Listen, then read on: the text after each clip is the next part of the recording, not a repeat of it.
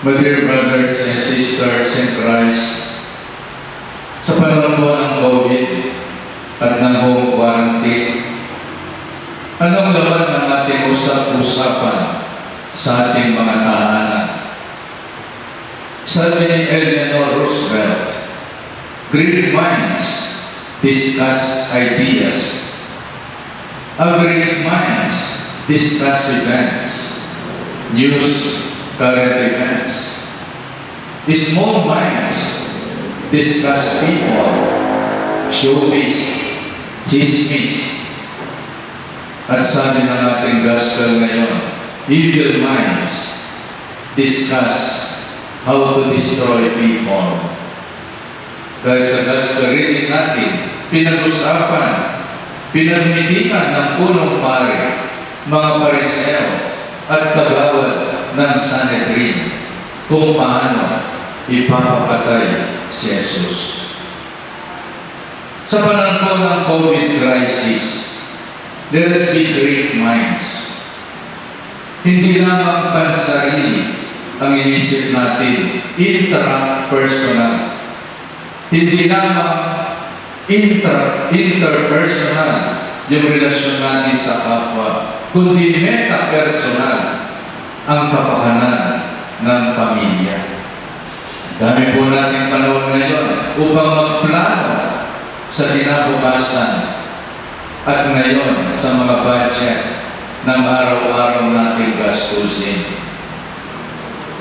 Sa bagong misa Kapampangan po, ang tawag po ngayon sa banal na misa, sa simbahan Katolika, sa Santa Iglesia, ay tinatawag nating banal na kapuluman. Noong Santa Iglesia, balayaring Diyos, ngayon po, banal na kapuluman. Ang salitang kapuluman ay galing sa salitang pulo o pagtitipon. At ang banal na misa ay isang pulong ng mga tao may pananampalataya. Nang sentro ng kanilang pagpupulo ay ang salita ng Diyos at sa pagmamahal ni Kristo sa banal na Eucharistia.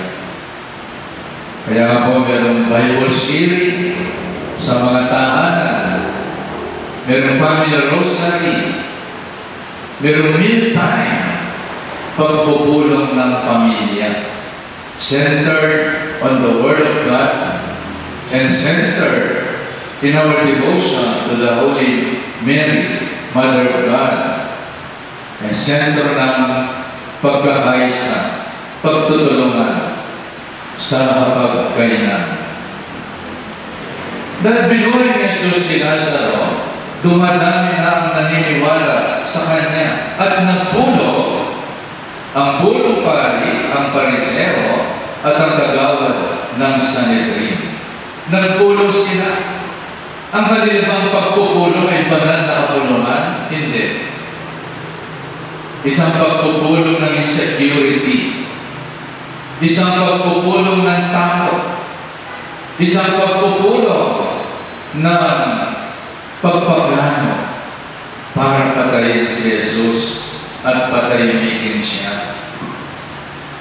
Sabi nga ni Caiphas na siyang punong pari, wala kayong alam. Para mas sinabi ng mga bobo kayo, hindi ba ninyo naisip na mas mabuti sa atin na isang tao lamang mamatay alang-alang sa bayan kaysa mapahama ang buong bansa? Kung titignan po natin, parang totoo at galing sa puso ang sinabi ni Caiphas. Pero naman si Caiphas ay isang politikong malupit. Sinabi na yun, alang-alang sa kanya. Hindi alang-alang sa bayan at bansa. Alang-alang sa kanyang posisyon. Alang-alang sa kanyang kapangyarihan. To protect the status quo and the interest ng mga nakaupo sa kapangyarihan.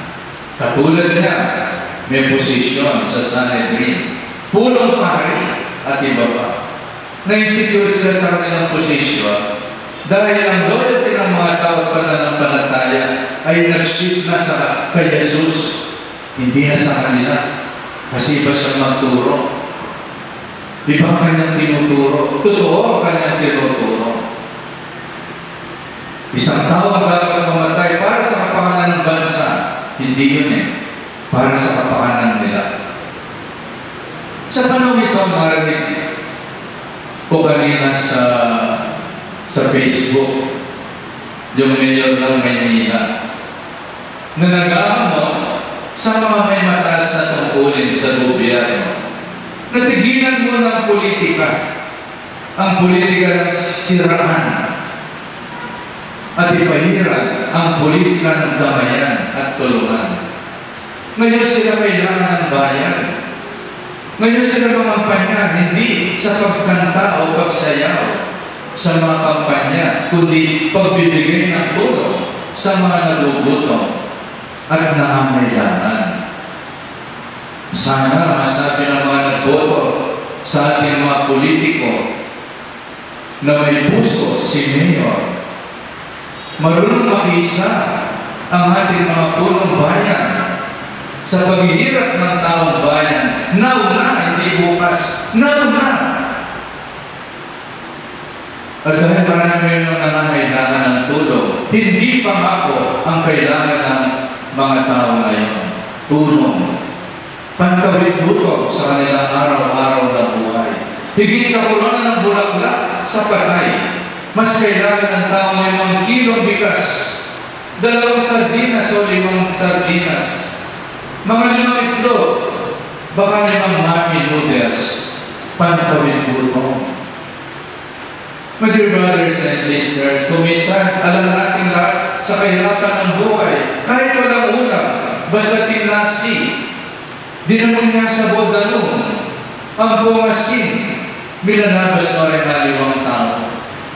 Sasanag sana sa ganitong sitwasyon, habang nakakakain pa tayo ng 3 beses, 1 beses pag-hapon, sana maisip din natin na marami ang naghihirap sa kasalukuyan nating panahon. My dear brothers and sisters, ang hamon ng panahon, bayad muna, hindi ang sarili. At ang hamon ngayon sa atin ng Panginoon, matuto tayong lumingon sa pangangailangan ng iba, hindi lamang ang sarili. Sa bahay kumisan, scrambled egg, 6 kayo, divided by 6. Huwag mo susunod, hindi na pwede side up. Kung 3 yung itlog, mas maganda yung scramble. And then divided by 6, makakakain ng lahat. Pero kung 3 yung itlog, side up, baka 3 lang makakakain. So we become more practical. My dear brothers and sisters, natakot si Caiaphas kung ano ang mangyayari sa kanila, hindi ang kapakanan ng bayan. Mas mahalaga sa kanilang posisyon ang kanilang kapangyarihan kaysa sa taong bayan. My dear brothers and sisters, dahil po dito sa puntong ito, nalagay sa panganin ang buhay ni Jesus at ang kanyang mga lagad. Kaya napunta sa Ephraim upang bigyan ng proteksyon ang kanilang sarili. Pero itong buhay na alagad, itong buhay Kristiyano, lagi nakaharap tayo sa mga pagsubok ng pananampalataya. Sa kabila ng mga pagsubok ng ating buhay, sana lagi natin ang nangitaya ang ating buhay sa mga hamon at pagsubok ng pananampalataya. Alam po ninyo, saludo tayo lahat at nagpapasalamat sa ating mga frontliners. Handang itaya ang kanilang buhay sa panganib dahil meron silang sinumpa ang pangako sa bayan at sa tao. Yan ang larawan ng isang mabuting Kristiyano. Yan ang larawan ng mabuting pastor na nabigay ng kalinga sa mga tupang may sugat. The Good Shepherd will look for the lost sheep. The Good Shepherd will die for the sheep. Hindi po madali ang trabaho ng mga frontliners. Nakataya ang kanilang buhay. Meron mga nagkasakit, sana mabawi sila sa dating kalusugan. Ang gospel reading po natin ngayon ay pinofocus na tayo sa Passover. Dumarating ang mga Israelita sa Jerusalem upang ipagdiwang ang Passover. Nakita ko po sa Facebook ang kanilang celebration ng Passover. Kinakatay nilang maraming tupa. Passover, isang pagbunita sa kanilang buhay sa Egypto, kung saan nagpadala ng Diyos ng isang anghel ng kamatayan at naligtas sila. Bakit? Sa dugo ng kordero na pinintura sa kanilang pintuan, sa hamba ng kanilang pintuan. Kaya dumating yung angel of death, nakita yung hamba ng pinto, meron dugo ng kordero, lalampasan niya yun, passing over. Nagsabi ni Caiaphas, mabuti sa isang tao ang mamatay para sa kaligtasan ng bansa. Sa kanya, hindi totoo yun. Pero ito ay patotoo at tunay na magaganap. Ito ang kahulugan ng misyon at ng buhay ni Kristo, ang mag-alay ng buhay para sa lahat. He is the Lamb of God who takes away the sins of the world. At sa dugo ni Kristo, lalampasan tayo ng kamatayan, malalampasan natin ang kamatayan na dulot ng kasalanan. Sa dugo ni Kristo, malalampasan natin ang krisis ng COVID. At nung nagpasover ang Panginoon sa kanyang kamatayan, muling nabuksan ang pintuan ng paraiso. Isang buhay na maganda ang naghihintay sa Passover ng Lamb, sa kanyang passing over, sa kanyang dugo. Isang magandang buhay na naghihintay sa atin. May the blood of Christ enable us to pass over this COVID crisis in our lives. Passing over through the blood of Christ. Kaya na maganda po ng ating Holy Week. We will celebrate the passion, the death, and resurrection of Christ. Ibububo, iaari ng Diyos ang kanyang buhay, ang kanyang dugo to the last drop of His blood para sa ating kaligtasan.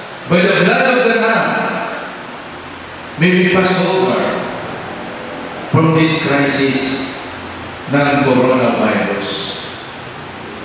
My dear friends, ang mga punong pari at eskrima, Pariseo at kagawad ng Sanhedrin, kabilang sila sa mga mataas na kaalaman sa Israel.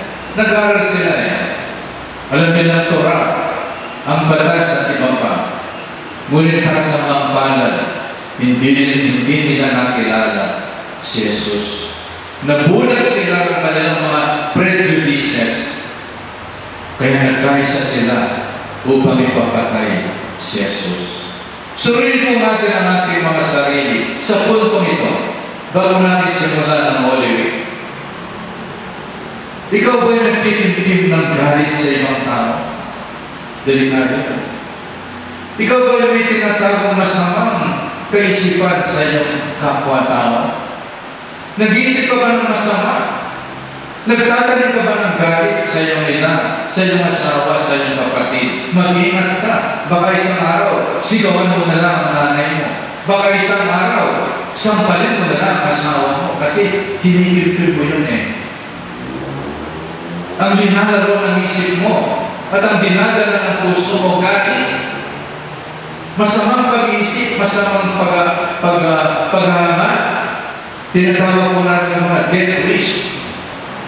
May sometimes you make a lot of death wishes sa ibang tao. Kung saan ninanais natin na sana mapahamak sila bilang ganti, we wish them death, we wish them evil. Napakasama po naman. Isa lang ang alam ko nag-wish ng death sa kanyang mga anak si Santa Rita. Nag-wish siya na sana mamatay ng kanyang dalawang anak upang hindi siya na makasana at makapatay ng tao. Yung kanyang death wish but with a higher purpose. Upang hindi mapahamak ang kanyang dalawang anak. upang hindi sila pumatay ng kapwa-tao. Kaya nga meron hapon na bungo si Santa Rita. She wished the death of her 2 sons so they will be saved. Sana huwag tayo ng wish ng death sa ibang tao.